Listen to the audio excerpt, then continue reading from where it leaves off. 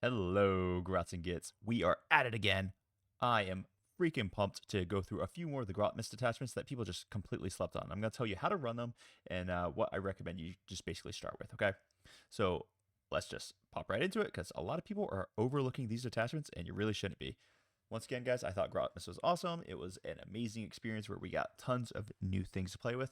Listen, don't listen to all those. All right, listen, don't listen to all the doomers out there who say, "Oh, it's unusable, it's all terrible." Oh, guys, there are like two detachments out there that were really just straight up bad, and then two of them will be really good with the codex releases. Now, I feel for you if that was your one army. I'm sorry that you had a bad experience with that one army, but guess what? Overall, this thing was freaking great, and a lot of the detachments that people are just saying, it's no big deal, are actually much better than you think about. So today, let's freaking break some of these things down. Let's talk about the Plague Legion for Nurgle. This is going to be one of those detachments that is going to take a lot of people by surprise.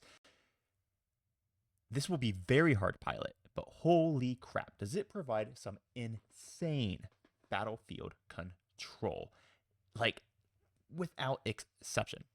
If you play this thing correctly from turn 2 onwards, in all reality, you're going to be able to get every single unit in your opponent's army to need to battle shock at -1 every single battle round. And due to the unique interactions of the army, you're going to be able to get them to battle shock in the shooting phase, in the movement phase, all the freaking time. You've got stratagems that could just say, or you've got enhancements that can just say, when you fail a battle shock, boom, one of your models dies. So if you let's say you have a unit of Deathwing Knights at -1, and then suddenly they just fail their battle shock, boom, a Deathwing Knight dies because of that enhancement. Guys, there are so many cool and powerful combinations with this detachment. The problem that I think is blinding everyone, the reason why I think everyone thinks this is a miss and it sucks, is because it does not deal a lot of obvious damage. And this is a very true thing, okay? But allow me to alleviate some of your fears. You do not necessarily need to deal damage to win the game of Warhammer 40,000. Now, personally, me being a very aggressive player, one of my mantras is if I kill you, you cannot score. However, if you are completely battle shocked, if you are going to be taking D3 mortal wounds on every single unit, every single phase, and something in your army hits a little bit like a greater and clean one, suddenly that damage really starts to stack up. If you have a problem with damage and you still don't think you have, and you still think you need more damage, and your army rule isn't really enough to pull you through, guys, allies exist. I can tell you right now, a lot of the problems that people are terrified of with this detachment are alleviated with the inclusion of a couple brigands or perhaps a rampager. If you guys don't know my thoughts on the Rampager, guys, I think the Rampager is one of the strongest allied units in the entire game. It slots into any Chaos Faction army exceptionally well because its ability to move through walls is not locked to the faction of Chaos Knights. So it can just walk through a wall in any detachment, and it always has advanced charge in once per game in any detachment, and it has sustained hits whenever it charges in any detachment or in any faction. So the Rampager itself is just a brutal melee threat that is unrestrained by movement interactions and causes a lot of problems for your opponent. So if you are playing an army such as the Plague Legion, which admittedly has damage problems, do not be afraid to dip into the allied pool to really make up for some of those deficits. Now, I personally don't necessarily think you need to do that. However, if you feel like you do, it's there for you. And please do not forget, you're running Nurgle, but that doesn't mean you do not have access to the rest of the amazing demons in the entire Demons Codex. For example, if you want help with some elite infantry, a Keeper's Secrets can slot in there pretty dang well. There are lots and lots of options to buff up this detachment beyond just the Nurgle units. And I will admit, 100%, it is going to take some skill to pull this thing off. But once you get comfortable with the idea that you don't have to kill your opponent, you can just control the battlefield, man, this thing is going to be a nightmare for people who are not prepared for it. And basically, if you are that guy, all the good players around you are going to hate playing you because you're going to cause them such huge headaches, and it's going to be a really big issue. Um, and don't sleep on some of the other combinations that are in here, right? When you have an 18-inch Alone Up, Greater and Clean One, and Rodicus next to each other, it's a big problem because suddenly your opponent does have to get actually really close to hit you. If they get close to hit you, what does that mean? Well, that means that your Greater and Clean Ones actually get to come out to play. It means that your Rampager actually gets within striking distance. This is a really, really big issue for a lot of people. You can have the plus AP aura that stacks with oh, I don't know, all of your lethal hits on potentially fives, with Rodicus adding +1 damage to whatever he looks at. This detachment has amazing, amazing synergies and combinations on top of the fact that you're just going to be passing out battle shocks like they're candy. Your opponent will not get to use stratagems. Your opponent will not hold objectives, and that is a great formula for winning a freaking game of Warhammer 40,000. So, Plague Legion, much better than people think. Let's go on to another really controversial one that I think I'm going to get tons of hate in the comment section. I don't care. I'm right.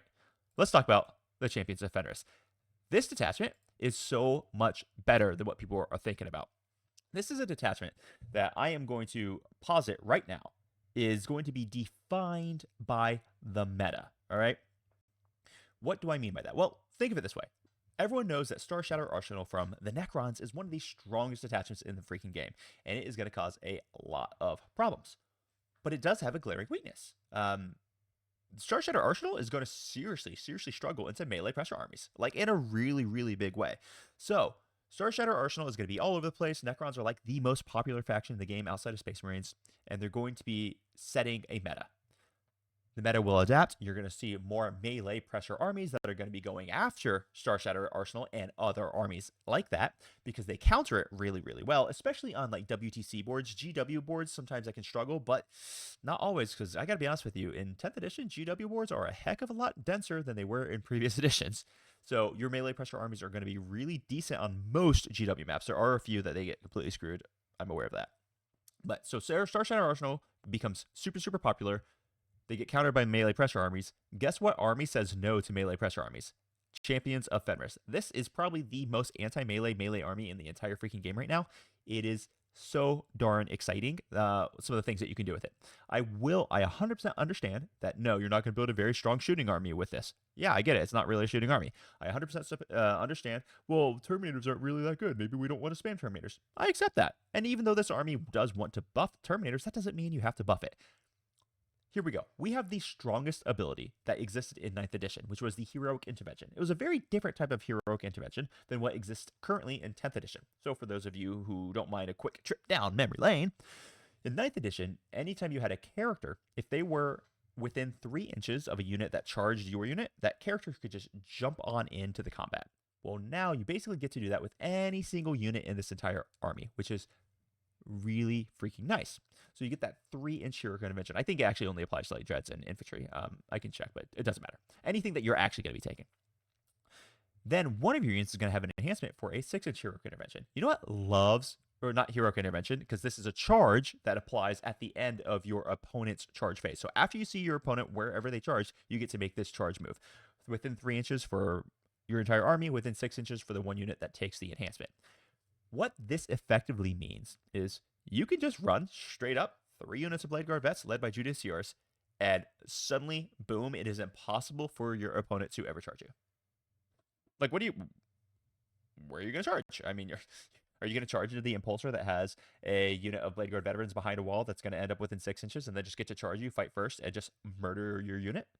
Or are you going to charge a unit of Intercessors that are an objective, but you happen to have a Wolfen Dreadnought there, and the Wolfen Dreadnought now just gets to 3-inch charge on in, or Heroic Intervene if you don't want to, if you're outside of 3 inches, and then you have to deal with the Wolfen Dread. Guys, Wolfen Dreads are 130 points. They have a 4-up invulnerable save. They've got a heavy flamer. They've got a great Fenrisian Great Axe, which is strength 10, AP2, D6 plus 1 damage. They actually wreck. Now, yes, their OC is 0, but one of the really cool things about this detachment is, boom, you have sticky objectives. So this detachment really has all of the required tools to make it a melee nightmare. And I cannot stress how important it is that their ability to charge you happens at the end of the charge phase. It's not like a Heroic Intervention where it has to happen immediately after the charge. You get to see everywhere your opponent charges, and then your units get to make the charge move. This is scary. It is a pretty powerful detachment that admittedly will be a little bit challenging to move, but it's going to absolutely just shut down basically any melee army in the game. And guys, I predict that we're going to see a lot of melee armies in the game, especially with the rise of Cult of Bile, which is coming out, which is super good. That's not an overlooked one. I don't need to make an overlooked video on Cult of Bile. That one's super good, especially with the rise of orcs, now that orcs have the Wat in the command phase, there's going to be a ton of melee pressure running around the place, and you're going to have to deal with it. So this army, being more or less freaking unchargeable, is going to have its moment to shine. So don't doom on this one. Think about how you can actually run it.